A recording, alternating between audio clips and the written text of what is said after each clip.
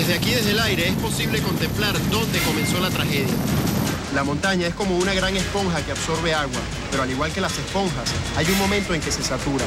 El problema es que lo que cayó fue más que solo agua. Los aguaceros de diciembre son los más intensos que se recuerdan. Era un chorro de agua que caían del cielo. Y eso empezó a las 6 de la mañana hasta las 3:30 de la tarde.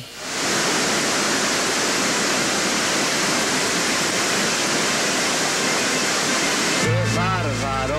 Vean para acá, carros, de todo. En 3 días, 14, 15 y 16 de diciembre, cayó casi tanta agua como en 2 años enteros de lluvia normal en la zona. Solo en una hora del día 16, llovió más de lo que suele llover en todo el mes de diciembre. La cordillera no puede absorber la cantidad de agua que está cayendo en los sitios. Llega un momento que los suelos sencillamente van a empezar a desprenderse e inclusive gran parte de las rocas, hasta las rocas más duras como son los gneiss. Este desprendimiento de rocas y de lodo y de arena fina va a ser traído pues por los ríos. Los ríos pueden tener unas crecidas descomunales y van a traer un fluido sumamente viscoso en el cual el material en forma de lodo está en capacidad inclusive de traer rocas de 50 hasta 100 toneladas, digamos que flotando sobre la superficie de ese lodo. Este material viene encajonado desde los 2.000, 2.200, 2.400 metros de altura y a una velocidad vertiginosa, a veces de más de 100 kilómetros por hora. Cuando ese material llega a la zona más baja, donde ya la pendiente es prácticamente nula, que es lo que uno llama el abanico aluvial, estos sedimentos, las arenas, el lodo y las grandes rocas, van a ser depositados y como es un material muy grande el que se trae, ese material se expande en la zona de muy baja pendiente y va a provocar pues lo que uno llama una sedimentación característica de abanico aluvial. Pero si las zonas están urbanizadas y están precisamente por donde son los canales principales del abanico aluvial, pues el torrente de rocas y lodo y agua pues va a arrasar con todo lo que agarre en su paso.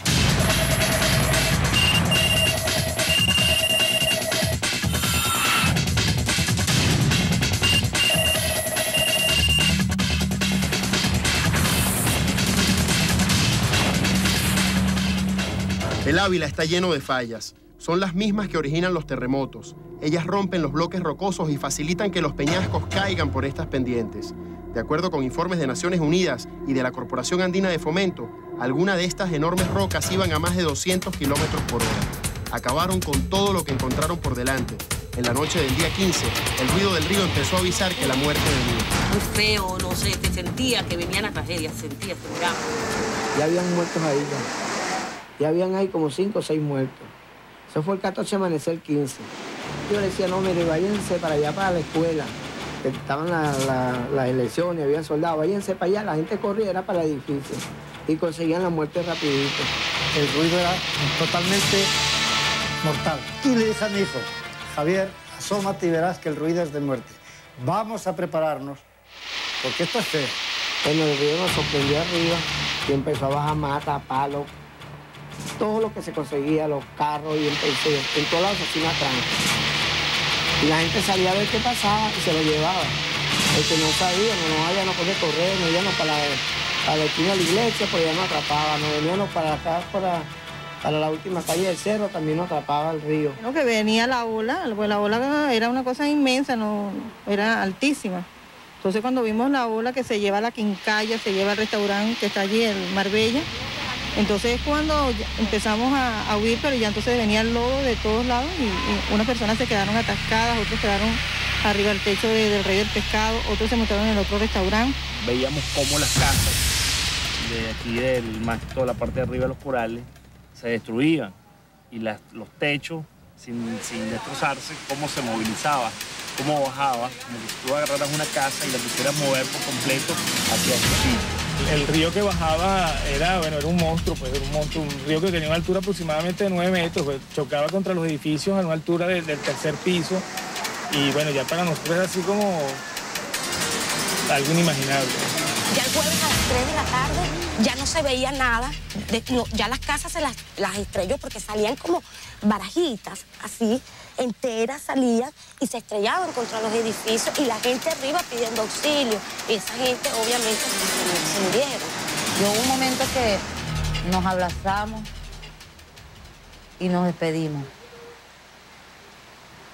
Y me quedé abrazada de mis hijas, mi esposo y mi suegra ahí, esperando que viniera una avalancha y nos llevara. Hubo un momento también que mi esposo pensó en quitarle el revólver a un guardia que estaba armado ahí, matarnos a nosotros y matarse él porque no nos quería ver sufrir. Pero para mí era el fin del mundo, para mí nosotros no nos íbamos a salvar. Y vimos una camioneta Grand Blazer dorada con un niñito en una silla de bebé solo, dando vueltas, pues, y con las luces intermitentes. Y fue allí donde nos desesperamos más y sentíamos que vibraba el edificio. Detrás de esa Grand Blazer veíamos gente, manos, gritar pidiendo auxilio, pero no podíamos hacer nada porque si salías te morías. No había posibilidad de salvar a nadie y te podrás imaginar la impotencia que se siente que tú no puedes hacer nada por nadie. Porque digo, moriré, si morimos los tres, o los tres nos salvamos. Vino la avalancha por la parte de atrás, donde se llevó las puertas y las paredes de atrás. Yo no tuve tiempo ni de cerrar la puerta que subía del sótano.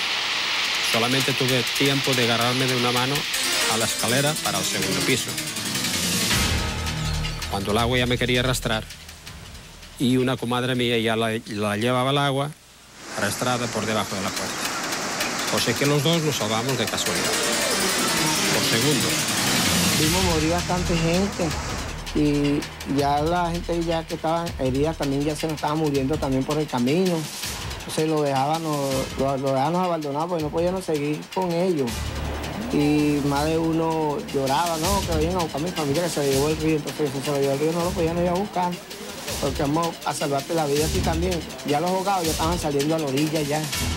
La gente los agarraba y los acostaba así en la tierra para que no se perdieran. Pero como habían tantos muertos, nosotros no podíamos con ellos. Pasando ríos, piedras, muertos, carros, de todo. Era la desesperación que tenía la gente, porque ellos estaban claros de que tenían a sus seres queridos, hijos, madres, padres, enterrados, ya muertos, pero querían sacar los cuerpos de ahí. Y la impotencia de no poder hacer nada. Yo lo único que pensaba era en mi familia, pensaba que le podía pasar a mi familia. En salvarme yo, en salvando a mi familia y en salvar a toda la gente. Lo que bajaba era caliente, era una cosa que te quemaba, pues. Entonces, yo mi suegra se enterraba y me enterraba yo, eso no lo sentía como que si a uno lo estuvieran quemando. Yo vi el río que comenzó a comer para allá, nos salvamos, vale, que grité yo al hijo mío, nos salvamos, porque el río cogió para allá. La organización nos permitió por lo menos, una vez que cesaron las lluvias, movilizar los grupos a las viviendas donde quedaron enseres, alimentos, y entonces nosotros nos permitimos lograr hacer un almacén. Se hizo una cocina general para todo el personal que estuvo resguarnecido en esas áreas. Tratamos de comunicarnos con otras poblaciones y vimos que no había modo porque todas las carreteras quedaron incomunicadas. Después me dice la señora, vámonos para la casa. Mire, cuando yo bajé, que yo vi el río así frente a mi casa, yo no vi casa ni nada. Y me puse a llorar. Después me puse los lentes y me puse a llorar porque me daba pena. Pero llorando a cántaro, así. Me mojé todito. Yo decía, y el corazón me palpitaba y me hacía. Mi familia, los amigos más allegados, compartimos los ratos de rezar, de clamar a Dios. Y creo que de cierta forma fuimos escuchados, pues. Y si creo que Dios me dejó aquí fue porque creo que debo compartir mucho más y debo darle más crecimiento a mi espiritualidad que a otras cosas. El propio día 16 empezaron los rescates. En helicópteros, en barcos y hasta en motos, casi 100.000 personas salieron de Vargas en 5 días. 1 de cada 3 varguenses fue evacuado. Todos los que teníamos familiares desaparecidos manteníamos los ojos y las esperanzas puestos en las listas de rescatados ni en las noticias de televisión. Igualmente el teléfono de reservaciones en Estados Unidos o al celular 014. Me trasladaron a Maiquetía. En Maiquetía fue que yo vi a mi mamá con mis hermanos. Después de ahí mi mamá fue a buscar a mis hermanos para que se fueran conmigo para Caracas. Y llegó un doctor y ahí me llevó. Yo le estaba diciendo que esperara, que mi mamá me iba a llevar, pero no, que faltaba una camilla y me iban a llevar a mí. Y ahí me llevaron a las clínicas Caracas. Cuando al día siguiente me llevaron al San Ignacio de Loyola, que ahí después me fue a buscar un tío mío que ni lo conocía. Después fue que mi papá me llamó y me explicó todo. Raúl Escarrá es uno de mis compañeros de Noticiero Venevisión. Él vivía en Vargas y llevaba 2 semanas informando sobre los daños ocasionados por las lluvias, hasta que la tragedia lo dejó atrapado. Tuvo que ser rescatado, pero antes pudo ayudar a salvar la vida de la niña María Eugenia Pérez.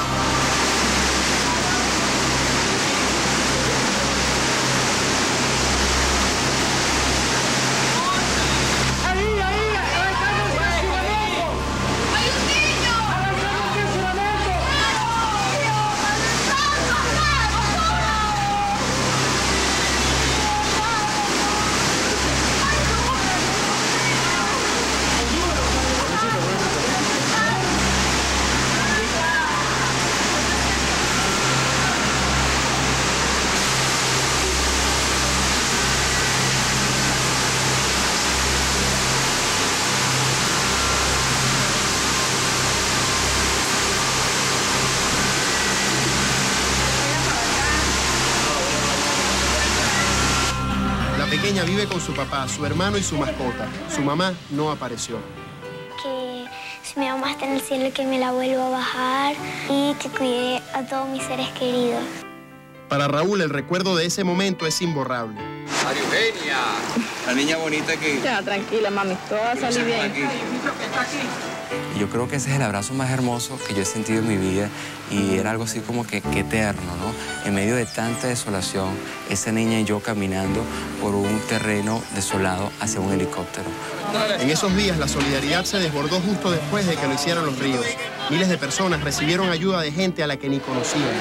En los primeros días de enero yo decía que la cosa más rica era saberse tan querido. O sea, que sabroso es saberse muy querido, porque las manifestaciones de afecto y de solidaridad eran tan numerosas que eran abrumadoras. Entonces, eso es muy gratificante. Eso, de alguna manera, te permite sobrellevar todo lo que perdiste, porque la pérdida es material, fundamentalmente. Mis propios padres fueron acogidos en una casa de personas que jamás los habían visto. Allí les dieron alojamiento, comida, bebida, ropa y aliento. Es solo un caso. Todo el país se volcó en ayuda a Vargas y pronto llegó también apoyo del exterior. La tragedia sacó lo mejor de los venezolanos, pero sirvió también para mostrar lo peor. Saqueos y violencia desatada desde el propio día de la catástrofe. Uy, unos locos atracando, caray. Unos locos atracando ya. Están robando, están haciendo saqueos. Igual allá abajo. Igual yo arriba, caiga planar.